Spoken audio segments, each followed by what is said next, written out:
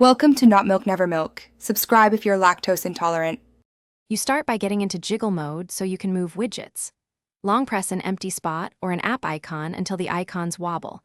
This reveals edit controls.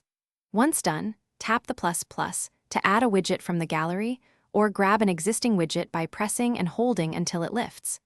You do this because jiggle mode lets you reposition or stack widgets precisely.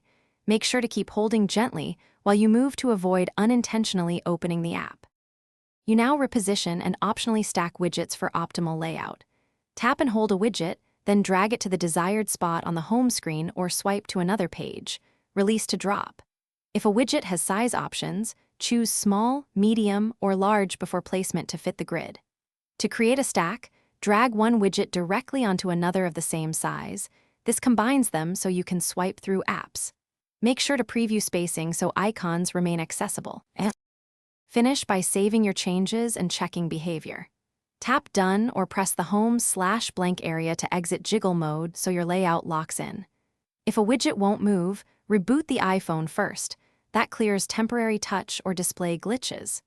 If problems continue, remove the specific widget and re-add it, and make sure the app or iOS is up to date. One key troubleshooting tip. Restart and then try moving after a clean boot. This resolves most unresponsive widget issues.